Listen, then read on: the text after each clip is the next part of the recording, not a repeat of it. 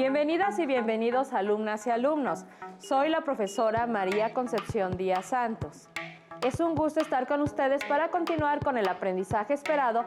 Lee y representa gráfica y algebraicamente relaciones lineales y cuadráticas. En esta sesión vamos a analizar diferentes situaciones y fenómenos en donde las matemáticas apoyan a la química. Necesitarán su cuaderno de notas, lápiz y goma. Si tienen discapacidad visual, preparen hojas Leyer, punzón y reglete. Les sugiero que registren sus dudas, inquietudes, pero también sus ideas.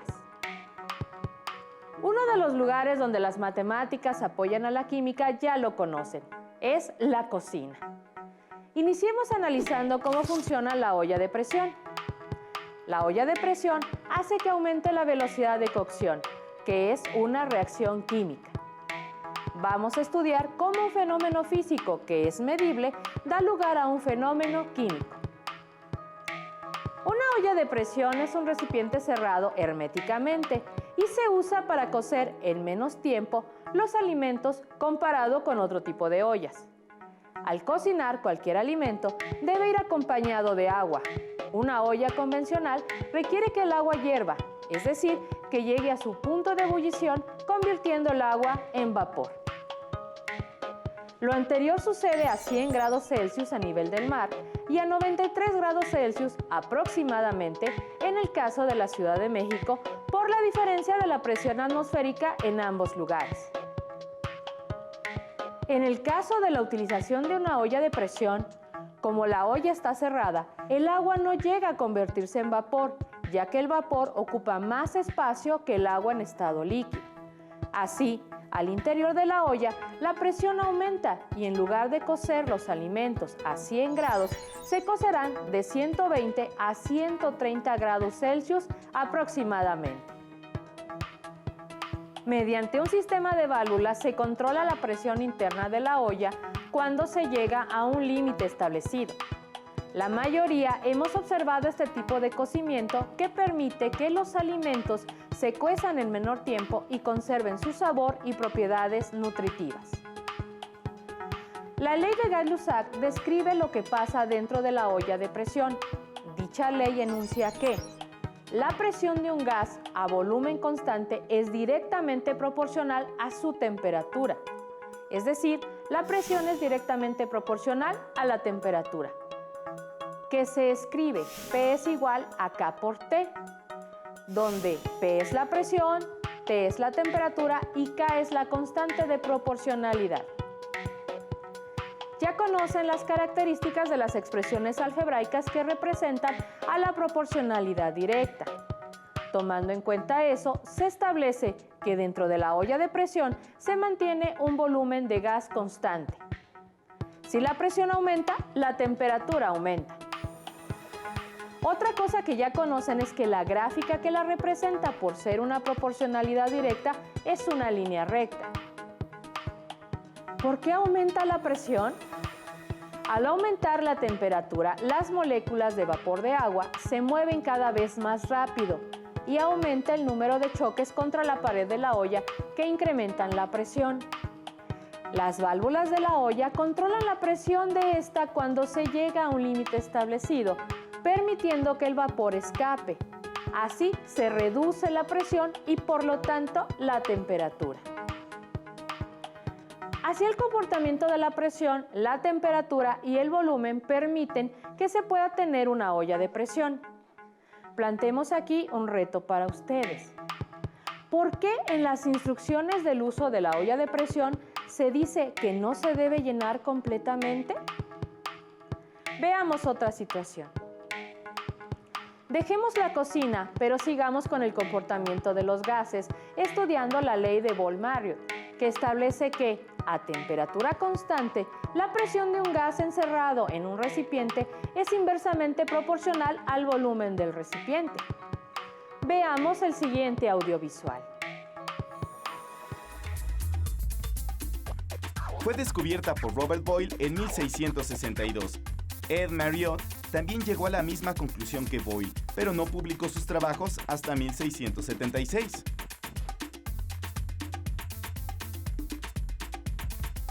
De acuerdo con esta ley, si el volumen disminuye, la presión aumenta. Y si el volumen aumenta, la presión disminuye.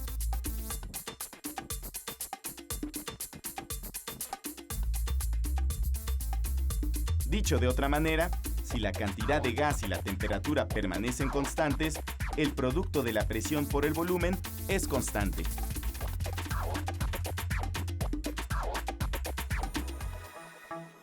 Expresemos algebraicamente la ley de Boyle-Marriott. Sean P la presión del gas encerrado en un recipiente. La unidad en la que se mide la presión es kPa, kilopascal. B, el volumen del recipiente que se mide en metros cúbicos. K es la constante de proporcionalidad si la temperatura y la masa del gas permanecen constantes. P por B es igual a K. Este tipo de expresiones algebraicas ya las conocen. ¿A qué relación corresponde? Muy bien, es de proporcionalidad inversa. Entre las características se encuentra que cuando una magnitud crece, la otra disminuye. ¿Y la gráfica, cómo es? Muy bien, es una curva llamada hipérbola. Veamos sus características.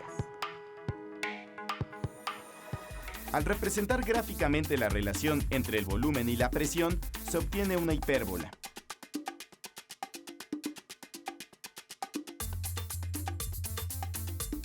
En este caso, solo se obtiene la rama positiva de la hipérbola, ya que no existen valores del volumen ni de la presión negativos.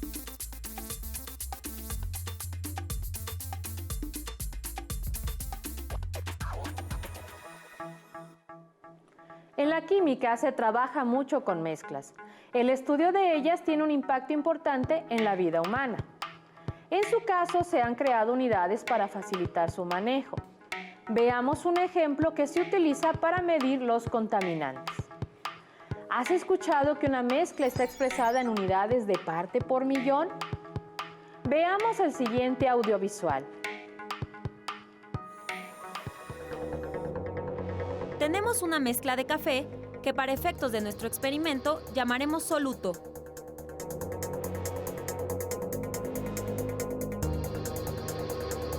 El agua es el disolvente.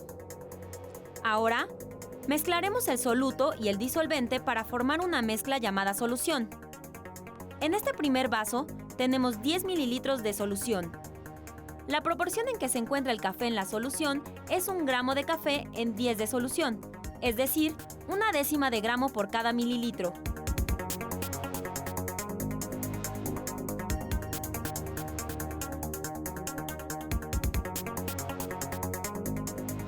En el segundo vaso se coloca 1 mililitro de la solución del vaso 1 en 9 de agua. Ahora, la proporción de café es de 1/100 de gramo por mililitro.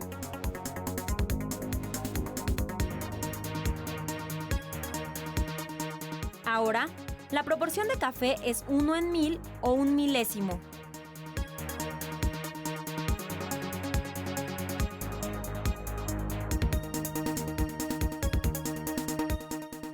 Aquí, la proporción de café es un 10 milésimo.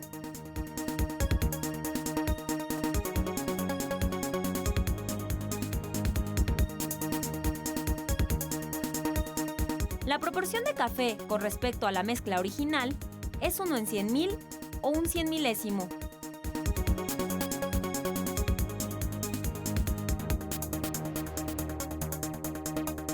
En este último vaso, la proporción de café es de 1 millón o 1 millonésimo de gramo por cada mililitro. Es decir, por cada millón de partes de solución, solo 1 parte es de café. Es decir, 1 parte por millón. Podemos decir que la concentración es la proporción del soluto en la solución. Ahora, ¿en qué casos es conveniente expresar la concentración de una mezcla en unidades de partes por millón? En los contaminantes del aire, del agua y de los alimentos que se presentan en pequeñas concentraciones que impactan en la salud pública, es conveniente el uso de estas unidades. En el agua se pueden tener estas cantidades de metales pesados como el plomo, el cromo, el cobalto y el mercurio, que también se encuentran en partes por millón. También es el caso del ozono en la atmósfera. Se considera que en promedio está presente en 0.11 partes por millón en la atmósfera en zonas urbanas de alta concentración poblacional, cuando el límite ideal es de 0.07 partes por millón. Veamos una gráfica que nos permite ver los datos de algunas zonas del país. Como pueden ver en la gráfica, se tiene el año y la cantidad promedio del ozono en ese periodo de tiempo, por concentración de partes por millón. La gráfica claramente muestra que las zonas de mayor concentración poblacional tienen mayor presencia de ozono en su atmósfera. Asimismo, vemos que el límite anual óptimo es 0.07 partes por millón. La presencia de radicales y compuestos orgánicos volátiles en la atmósfera, ya sea de origen natural como antropogénico, provoca cambios en los equilibrios químicos hacia concentraciones más altas. Existen más factores que favorecen las altas concentraciones de este elemento en la atmósfera. No siempre el ozono es perjudicial. Consideremos un proceso químico, purificar agua o aire. Una de las formas es ocupando ozono. El ozono, O3, es generado mediante la combinación de 3 átomos de oxígeno. La molécula de ozono es inestable y se descompone en oxígeno, y esto es lo que hace que el ozono, por su capacidad oxidante, sea usado como desinfectante y antiséptico. Como se puede apreciar, este componente natural que se encuentra en bajas concentraciones es vital para la vida. Elena, que es una estudiante de secundaria, nos plantea un problema relacionado con lo anterior. Su papá acaba de comprar un purificador de ozono y el manual de uso se mojó. Elena pide ayuda para encontrar los tiempos adecuados para usar el purificador en 2 habitaciones y para purificar agua. Lo que pudo distinguir en cuanto a las características es que se limpian 50 metros cúbicos cada 30 minutos, sea aire o agua. Y en la gráfica de desempeño distinguió una línea recta. Aquí vale la pena analizar que si se menciona que se limpian 50 metros cúbicos cada 30 minutos, la relación entre el tiempo y el volumen es directamente proporcional. Elena también envió las medidas de las habitaciones. Una mide 5 metros por 3 metros y la otra 3 metros por 3 metros. No nos dijo la altura de las habitaciones, pero supongamos una altura estándar de 2.5 metros para calcular el volumen de las habitaciones. Utilicemos los elementos matemáticos presentes en esa descripción para apoyar a Elena. Iniciemos conociendo el volumen de las habitaciones que desea purificar. El volumen de la habitación más grande es 3 metros por 5 metros por 2.5 metros. Es igual a 37.5 metros cúbicos. El volumen de la otra habitación es 3 metros por 3 metros por 2.5 metros, lo que es igual a 22.5 metros cúbicos. La gráfica es una línea recta, a partir de la cual se puede asumir que la relación es directamente proporcional, ya que cuando el aparato no está encendido, no hay volumen de aire o agua purificado. Este es un punto de la línea recta, el 0,0. El segundo punto es el que representa el dato que corresponde a 30,50, que cada 30 minutos se purifican 50 metros cúbicos. Como se ha estudiado, la expresión algebraica corresponde a una relación proporcional que en este caso está dada por B es igual a la pendiente por T. Calculemos la pendiente de la recta. Se tienen 2 puntos de la recta, el 0,0 y el 30,50. Se calcula la pendiente M a partir del cociente de la diferencia entre los valores de Y y la diferencia entre los valores de X de las coordenadas. Esto es, M es igual a 50 menos 0, entre 30 menos 0, lo que es igual a 50 entre 30, que es equivalente a 5 entre 3. La expresión algebraica queda como B es igual a la pendiente por T, que es igual a 5/3 por T. Ya con la expresión B es igual a 5/3 por T, se puede calcular cuánto tiempo se tardan en purificar las habitaciones. Esto es parte de la respuesta al problema planteado por Elena. Lo siguiente es referente a cuándo se purifica el agua. Partimos de la relación B es igual a 5/3 por T. Se despeja el tiempo quedando. Tiempo es igual a 3/5 por el volumen. Para la habitación que mide 37.5 metros cúbicos, calculamos tiempo es igual a 3 por 37.5 entre 5, lo que es igual a 22.5 minutos. Para la habitación que mide 22.5 metros cúbicos, calculamos tiempo es igual a 3 por 22.5 entre 5, lo que es igual a 13.5 minutos. Para purificar el agua, debemos hacer una equivalencia entre el volumen en metros cúbicos y litros. Hacemos uso de un factor de conversión en donde un metro cúbico es equivalente a 1000 litros. Elena no mencionó qué cantidad de agua quiere purificar. Entonces, supongamos algunos casos que representan medidas cotidianas de uso en un hogar. Un botellón de 10 litros de agua potable. Para la conversión de 10 litros a metros cúbicos, seguiremos el siguiente procedimiento. 1000 litros es igual a 1 metro cúbico. Para 1 litro se tiene 1 litro es igual a 1 metro cúbico entre 1000. Para 10 litros es igual a 10 por 1 metro cúbico entre 1000. Entonces, 10 litros es igual a 10 metros cúbicos entre 1000. Queda que 10 litros es igual a 1 metro cúbico entre 100. Y 10 litros es igual a 0.01 metros cúbicos. Ahora, calculemos el tiempo con la fórmula que se obtuvo antes. Así, el tiempo es igual a 3/5 por 0.01, que es igual a 0.006. Entonces, para purificar 10 litros de agua, hay que programar al purificador 0.006 minutos. Ahora supongamos el caso de purificar el agua de un tinaco con capacidad de 1100 metros cúbicos. Se retoma la equivalencia para 1 litro, que es igual a 1 metro cúbico entre 1000. Haciendo los cálculos, 1100 litros es igual a 1100 por 1 metro cúbico entre 1000. 1100 litros es igual a 1100 metros cúbicos entre 1000. 1100 litros es igual a 1.1 metros cúbicos. Para el tiempo se tiene tiempo es igual a 3/5 por 1.1, que es igual a 0.66.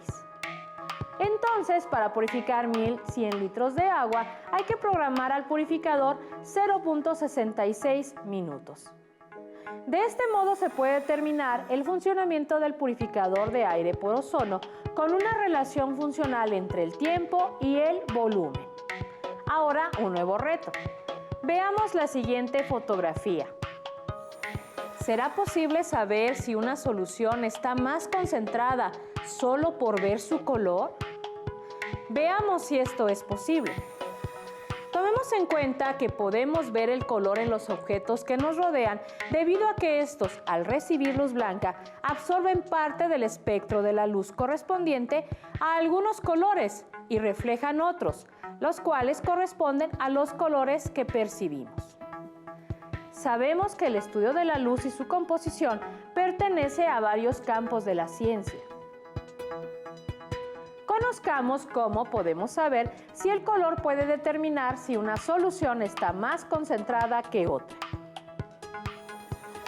La luz visible es un tipo de onda electromagnética en la que se combinan campos eléctricos y magnéticos oscilantes perpendiculares que se propagan a través del espacio transportando energía.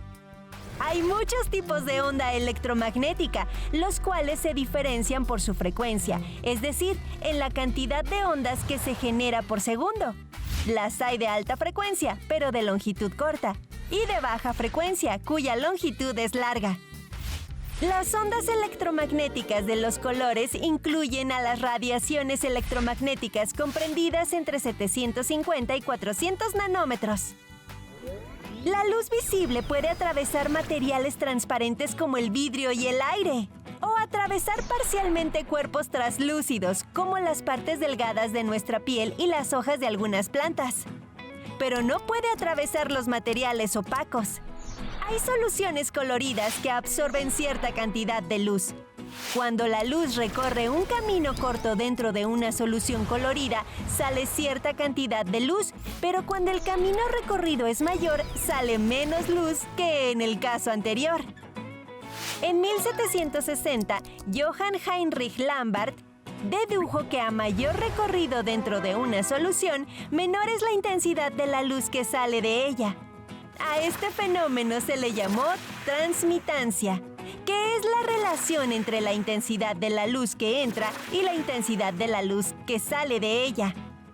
A la cantidad de luz que no sale de la solución se le llama absorbancia, la cual se calcula mediante procedimientos matemáticos.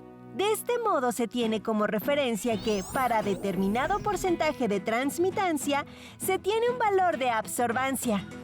En 1852, August Biard observó cómo pasa la luz en una solución diluida y en una solución concentrada, y explicó que a mayor concentración de la solución hay mayor absorbancia de luz que la atraviesa y menor transmitancia. Posteriormente se estableció la ley de Lambert y Biard.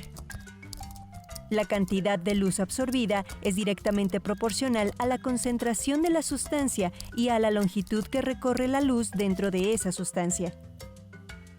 En el modelo matemático de esta ley, A es la absorbancia, Epsilon es una constante para cada sustancia dada, C es la concentración de esa sustancia en la solución y L es la longitud que cruza la luz a través de la solución.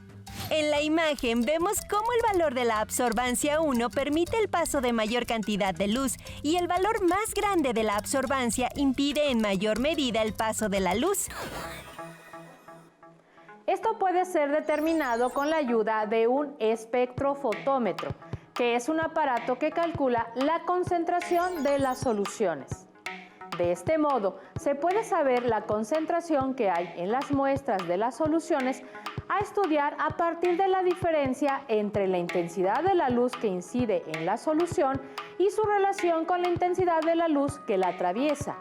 Cuando menor intensidad de luz atraviesa, mayor absorbancia.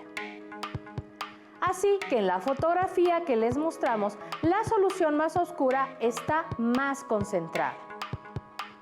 En esta sesión hemos trabajado diferentes situaciones en donde los elementos matemáticos son la herramienta que permite darle exactitud a la medición de los fenómenos químicos.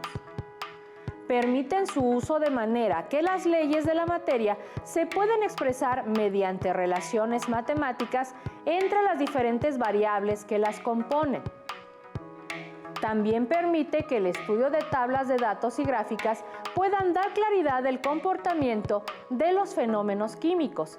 Asimismo, no se debe olvidar que la ciencia en general se sustenta del estudio de fenómenos que pueden ser medibles. Se nos ha agotado el tiempo. Compartan lo que han aprendido. Seguramente socializar sus ideas y suposiciones resultará provechoso para consolidar los aprendizajes esperados. Localicen en su libro de texto las actividades relacionadas con lo que hemos aprendido. Una parte importante de la consolidación del aprendizaje es intentar resolver por cuenta propia situaciones parecidas a las que aquí les presentamos. Hemos terminado. Pronto nos veremos de nuevo para seguir compartiendo y aprendiendo a través de Aprende en Casa 3. ¡Hasta la próxima!